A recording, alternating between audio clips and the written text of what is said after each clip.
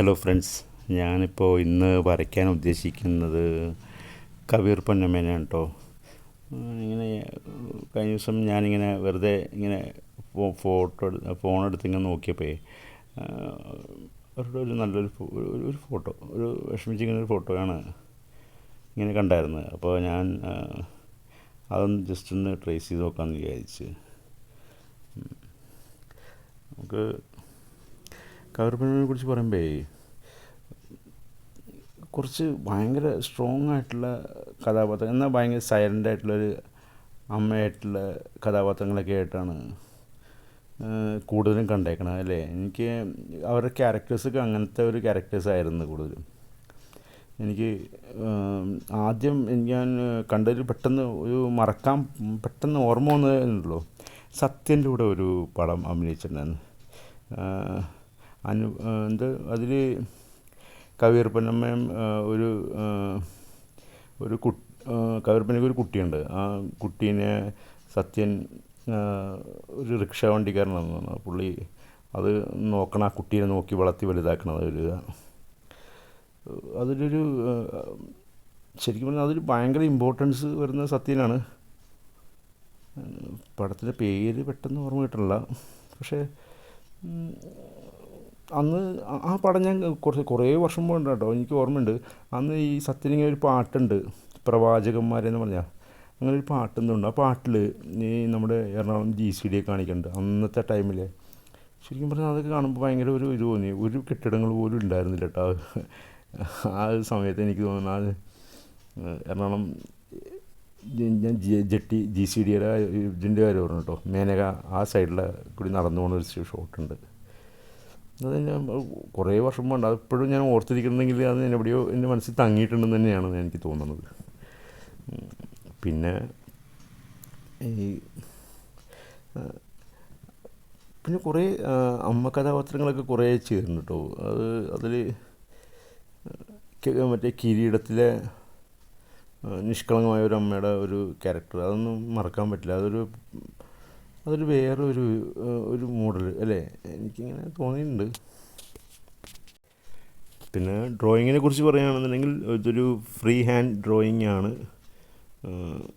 നമ്മൾ പഴയ നമ്മൾ ചെയ്യുന്ന മെത്തേഡിലൊക്കെ തന്നെ വെച്ച് നോക്കി ഏകദേശം കറക്റ്റ് ആ ലെങ്ത്തിൽ തന്നെ അല്ല ചെയ്യുന്നത്, നമ്മുടെ ഐഡിയയിലൊരു മെഷർമെൻ്റ് എടുത്തിട്ട് ചെയ്യണം കേട്ടോ. സാധാരണ ഈ ഫ്രീ ഹാൻഡൊക്കെ ചെയ്യുമ്പോൾ ഞാൻ ഇമ്പോർട്ടൻസ് കൊടുക്കുന്ന ആ ഒരു A4 സൈസുള്ള ഒരു ഫോട്ടോസ്റ്റാറ്റ് പേപ്പർ എടുത്തിട്ട് ഏകദേശം അതിനെ കണക്ട് ചെയ്ത് ഏകദേശം അതിൻ്റെ മെഷർമെൻ്റ് എടുത്തിട്ട് വരയ്ക്കാനാണ് കൂടുതലും. അപ്പോഴാണ് നമുക്ക് കറക്റ്റ് അത് തന്നെ ഇത് കിട്ടുള്ളൂ. പിന്നെ വേറെ എന്ന് വെച്ച് കഴിഞ്ഞാൽ നമ്മൾ ഒരു ചെറിയ ഫോട്ടോ അത് വലിയ ഒരു A4 സൈസിലേക്ക് വരച്ചിടുമ്പോൾ അത് വേറെ നമ്മുടെ മെഷർമെൻറ്റും കാര്യങ്ങളൊക്കെ വെച്ചിട്ടാണ് നമ്മൾ ചെയ്യുന്നത്. ഫ്രീ ഹാൻഡ് കാര്യമുണ്ടോ പറഞ്ഞാൽ. മറ്റേതാണെന്നുണ്ടെങ്കിൽ മെത്തേഡ് വെച്ചൊക്കെ ആണെന്നുണ്ടെങ്കിൽ കറക്റ്റ് ഏത് സൈസിലാണെങ്കിൽ നമുക്ക് എപ്പോഴെങ്കിലും എടുക്കാം. അത് വേറൊരു ഇതാണ്. പിന്നെ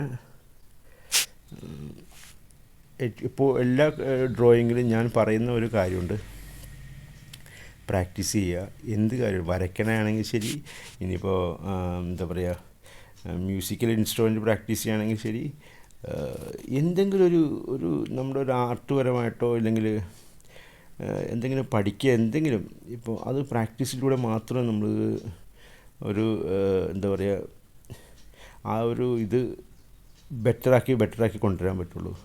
അല്ലെങ്കിൽ നമ്മുടെ ഉള്ളിൽ അത് സിമ്പിളാക്കി കൊണ്ടുവരാൻ പറ്റുള്ളൂ. നമ്മളൊരു ആദ്യം ഞാൻ വരയ്ക്കുമ്പോൾ കുറേ ഒരു ടെൻഷനൊക്കെ ഉണ്ടായിരുന്നു എനിക്ക്. ശരിക്കും പറഞ്ഞു ഭയങ്കര കുറേ അടുത്ത് തെറ്റുകയും ഭയങ്കര വേറൊരു മൂഡായിരുന്നു. പക്ഷെ ഇപ്പോൾ നമുക്ക് കുറേ ഒരു 10, 30, 50, 60 പടങ്ങളൊക്കെ വരച്ച് ചെയ്യുമ്പോൾ പിന്നെ ഓട്ടോമാറ്റിക് നമുക്ക് ആ ഏകദേശം ഒരു അലൈൻമെൻറ്റ് നമ്മുടെ മനസ്സിൽ ഫിക്സായി കഴിഞ്ഞ്. അപ്പോൾ റബ്ബിങ് കുറയും. പിന്നെ അതുകൂടാതെ നമ്മൾ കുറച്ചും കൂടി കോൺഫിഡൻറ്റ് ലെവൽ നമ്മുടെ കൂടും എന്നുള്ളതാണ് എനിക്ക് തോന്നുന്നത്. പിന്നെ അതുകൊണ്ട് എന്ത് ഇത് കാര്യം ചെയ്യുമ്പോഴും പ്രാക്ടീസ് ചെയ്തുകൊണ്ടിരിക്കുക, അതാണ് എനിക്ക് ഏറ്റവും ആദ്യം പറയാനുള്ളത്.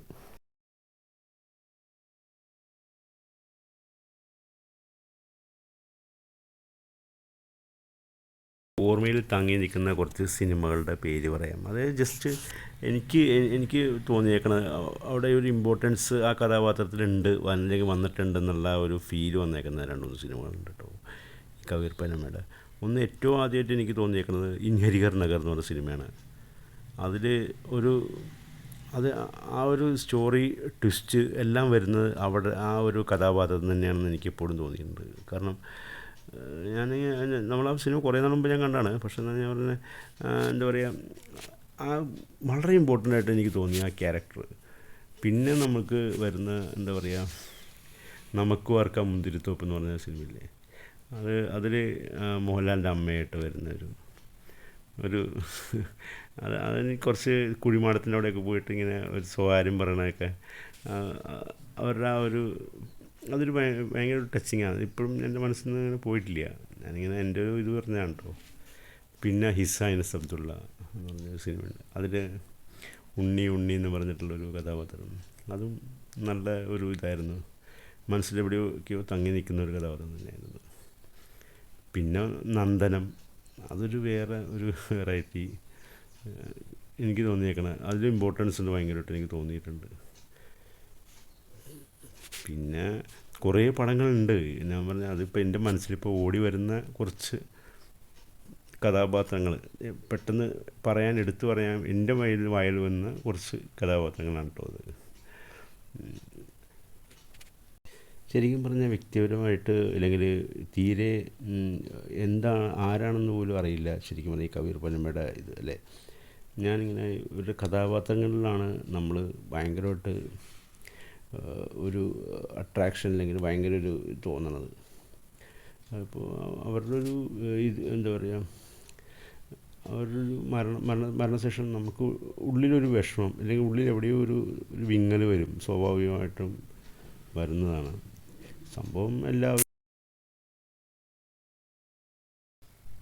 നമ്മളെല്ലാവരും ഒരു ദിവസം എന്താ പറയുക, ഏതെങ്കിലും ഒരു സമയത്ത് മൺമറഞ്ഞു പോകേണ്ട ആൾക്കാർ തന്നെയാണ് അല്ലേ. പക്ഷേ കുറേ ആൾക്കാർ ഫേമസ് ആവും, കുറേ ആൾക്കാർ മരണപ്പെട്ടാലും ഓർത്തിരിക്കും അല്ലേ. അല്ലെങ്കിൽ ആ മരണപ്പെട്ട ജനന സമയത്തോ അവർക്ക് വേണ്ടി എന്തെങ്കിലും ഒരു പ്രാർത്ഥന അല്ലെങ്കിൽ ഒരു പുഷ്പാർച്ചന നടത്താറുണ്ട് അല്ലേ. അങ്ങനെ കുറച്ച് മനുഷ്യരുണ്ടാവും, ഒരു ഫേമസ് എന്ന് പറയാം അല്ലേ, അങ്ങനെയൊക്കെ പറയാം. ഫേമസായ കുറച്ച് ആൾക്കാർ, ഏത് ഫീൽഡിലായാലും ഫേമസായ കുറച്ച് ആൾക്കാരുണ്ടാവും. അപ്പോൾ എല്ലാവർക്കും അങ്ങനെ ആവാൻ പറ്റില്ല. എന്നാലും നമ്മുടേതായ ഒരു കഴിവോ എന്തെങ്കിലും നമ്മൾ ഈ ലോകത്ത് പോകുന്നതിന് മുമ്പേ സമ്മാനിച്ചിട്ട് പോകുന്നത് എപ്പോഴും നല്ലതായിരിക്കും എന്ന് എനിക്കിങ്ങനെ തോന്നാറുണ്ട്. പിന്നെ അതിനൊരു ഇതൊക്കെ വേണം, ഒരു പ്രത്യേക അല്ലേ, ഉയർന്നു വരാനുള്ള ഒരു രാശിയൊക്കെ വേണം എന്നാണ് സത്യം. ഇനിയിപ്പോൾ നമ്മൾ മുടിയും കാര്യങ്ങളൊക്കെ ഒന്ന് പതുക്കെ വരച്ച് സെറ്റാക്കണം.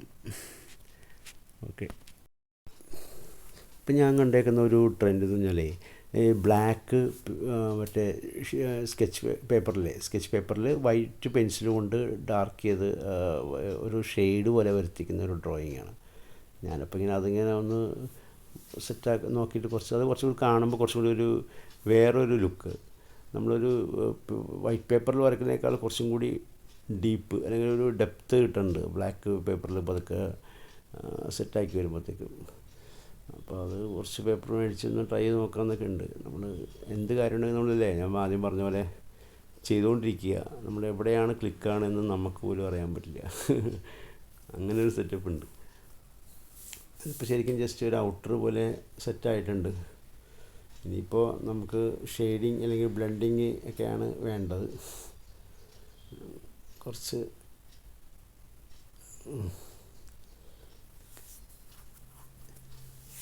കുറേ പേര് വെറൈറ്റി ആർട്ടുകൾ കൊണ്ടുണ്ടോ. ഓക്കെ, ശരി. ഇപ്പോൾ നമ്മൾ ചുമന്ന പൊട്ട് ഒരു ഭയങ്കര ഇമ്പോർട്ടൻസ് ആണ് കേട്ടോ.